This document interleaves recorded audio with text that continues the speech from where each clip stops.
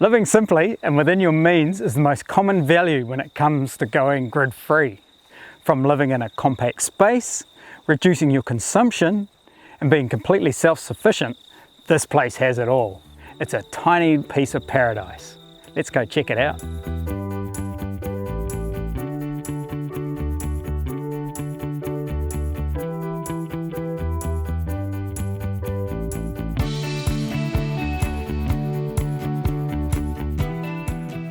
G'day Tom, awesome spot. Thank you. Let's have a look around. Yeah. So I'm Tom and this is Caro. We live in Swanson, West Auckland, and we've built this tiny house as part of a larger project, which is for me to start a business producing vegetables on a small scale farm. So where we live at the moment, our location, we've been there for a year and we found it through a Facebook group. Actually, we're posted on a few local community pages. We could not afford to buy land in Auckland. Caro works here, so we had to stick around Auckland. And so we decided to rent land, build a tiny house that we would move onto the land and produce vegetables here, straight on the land. So what was the place like here when you got here? It was just a long grass paddock, nothing there, and quite slopey here. So yeah, there was lots to do when we arrived. We started having a digger to make a flat space for the house, and then one of the first things I did was to build this shed, and I had to dig the hill a bit to make it flat as well. It was quite a bit of a job. Yeah. Then I put the shed up, and that really allowed me to have all my tools in there, so that I could build the deck. And then as soon as this was finished, I started slowly moving towards the garden and my future business. Yeah. We were watching videos of tiny houses together, and one day I remember we were just sitting there and finalizing the design, and we ordered a trailer and we were like, all right, that's it, we're starting to build a tiny house.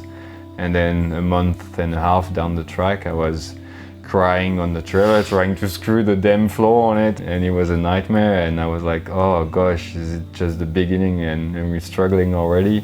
It was really challenging, but it's just such an amazing thing to achieve in life, I think, and something that we can both be very proud of. I really like the deck. It's north facing and it's a decent size. Yeah, it's a really great living space, and it kind of double the space we have in the house, and it's so enjoyable in summer. And we have the pergola with a roof, so that it's good for winter as well. Oh yes, it's got clear light on it. Yeah, that's a really good idea. We started, I think, in 2014 to really very conscious about our use of plastic. So yeah, the tiny house is kind of like a logical next way. Some people move into minimalism from living in a tiny house, but we moved into minimalism through traveling and having to have less. And then we realized that's actually what we wanted. It's all kind of aligned with the values that we were developing, and it just made sense for us. And I noticed an outdoor shower out here. Yeah, so it's actually it's an outdoor shower and an outdoor bath, which is underneath. There's a bit of a deck that's removed, and we can use it as a bath as well. Yeah. I like that. That's one thing I know about off-grid living, is that you tend to do a lot more things outside. Yeah. When you can actually be outside and have a shower outside, it's so much more fun, you know, and it's just, in summer it's perfect. Yeah, I wouldn't try it in winter probably, but yeah. Yeah.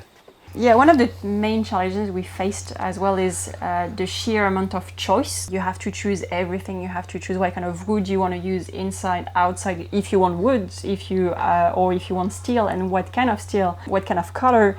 And in the beginning it's fun, and at the end it becomes really exhausting. And another struggle we had was, are we doing it ourselves or getting tradies to do things as well? So sometimes tradies can be a huge help and very necessary, and sometimes they actually proved very bad in some way, not paying attention to the detail. In the end, you should never assume that a tradie is going to do the job better than you can, because they're not going to live in it. You will. So I think it's important to keep that in mind and believe in yourself for that, you know, really. And yeah, one of the last challenge I think was really for almost a year we had no breaks, and we were just exhausted and burnt out, and mental health was really difficult. It's a beautiful journey, it's amazing, but it takes a massive toll on yourself, on your relationship, on your friends sometimes, because you don't have time to see them. So You see the whole shiny thing, but yeah, keep in mind it's the path was shiny and also pretty hard. For the wastewater, we have treatment with plants. We start all the grey water from the house, comes into here. And that's a worm farm, so it's first pre-filtered. All the food bits from the kitchen sink and so on end up in there, and they've been eaten by the worms. Then it goes underground. There's a grease trap, so I need to open that up every year and clean it up, scoop up all the oils that are at the top, and the water goes in the middle, so it really skim all the oils and the fats out, and it goes under the ground and goes into that bathtub. And so this is finishing to filter that water, and then it keeps going under the ground and goes into the pond where the ducks are having fun at the moment. But by the time the water reaches that place, it's perfectly clear, there's no smell. And there's a lot of studies actually on those kind of systems where it shows that we are 99% treating the water, which is actually better than most chemical treatment plants for water. So I love that solution. It works really well, and it was quite easy to set up, honestly. Like, we had to fiddle a bit at first, but in the end we're super happy with it. And it's all natural. So we always planned the house to be fully off-grid. So we went with the most common solar providers, asked for some quotes, and we were really shocked at the prices and even the way they were working with us. And then I think out of a internet search, I found GridFree, and I felt that I had a real true discussion about technical issues, that those guys knew what they were talking about, and in the meantime they had good quality products. It was so much cheaper, and they were offering DIY support, and they were really knowledgeable about their kits. Honestly, I don't have a lot of suppliers through the whole build of this house that I'm so happy with, so yeah, I totally recommend it. And I see the GridFree solar panels on the roof there. Yeah, they work pretty well. It was a bit of a mission to fit the 4 of them on the tiny house, and also to make sure that we could change the inclination of it, make sure that we have enough power constantly for the appliances inside. It's good to tilt them more in winter and get the absolute max out of those panels. Exactly, absolutely, And the solar hot water works really well, and it's paired with a wetback system that's in the wood burner. So we get hot water from the wetback in winter and from the solar system in summer, pretty much. Well, they kind of balance each other out, and so that works really well as well. We have the batch kit, I believe, and we installed it ourselves. Installing the panels and the batteries and connecting all together is very easy, and the technical documentation that you can get at GridFree is really easy to understand and works really well. I noticed when I came in that you had a little box on the side here. I'm sure that's where the inverter is it? Yeah, so when we actually received it, I thought it's probably better to put it out of the house. Smart move. I put my inverter inside my cabin, and in the middle of the night when the fridge turns on, the inverter turns on and wakes me up. So smart move putting it outside. Yeah, I've seen people putting them under their beds. I'm like, oh man. But yeah, no, I'm really happy with it. It turned out really well, and it's really happy in there. Probably the biggest source of inspiration for the design was definitely the YouTube channel, Living Big in a Tiny House. Then we were looking a lot at specific subject, like, we have to install Windows, how do we do that? So just typing keywords in YouTube a lot, and on Google as well, and just finding website for specific issues. So you built this yourself? Yeah, from the ground up. I build my own stuff. It doesn't look anywhere near as good as this. I don't have visitors.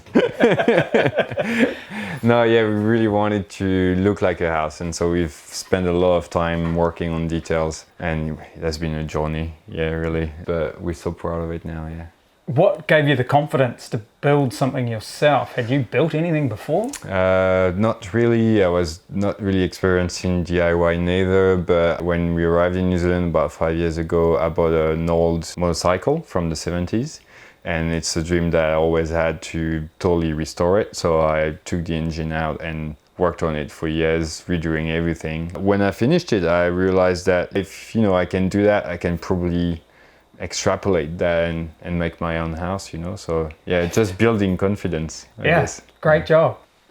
Toilets are generally a big part of an off-grid living lifestyle. For us, we went with a composting toilet. We really love that aspect of our new lifestyle because we really take responsibility for our shit, literally. It's very important to realize that we don't have to look at it in a bad way. It's actually part of fertility cycling, and it's a normal thing. I don't think there's anything challenging in the grid-free lifestyle, really. It's just a matter of, in the beginning, switching your mind to, I'm not just a consumer, I'm not flicking a switch and not thinking about it, but I'm starting to be conscious that the power I use is the power I generate. And you start feeling like you live in an environment, in an ecology. You're not just above the rest of nature and so on. You're starting to feel part of it. So yeah, all in all, moving into the tiny house and living where we live at the moment is just, it's just being outside. We live much more outside than what we used to, which is really special. And also, it's a tiny house, but we don't even realize it's so tiny for us. I don't feel constrained. I don't think you feel it either. No. We live, the three of us, with a dog. We have space for kids later on. I think that's something that we really enjoy, is that we can be cooking in that house, living in that house. Within half an hour to an hour, it's fully cleaned, and then we can go and enjoy outside and be in the garden with chickens or be at the beach with the dog, you know, and not have to constantly be caring about the house. So yeah, it's just spending more time really connecting with people and the environment more than taking care of physical things. Wow, what an amazing place. With the batch kit on the roof and other off-grid systems, Tom and Caro have built themselves an amazing place. I'm really excited to see what they do in the future.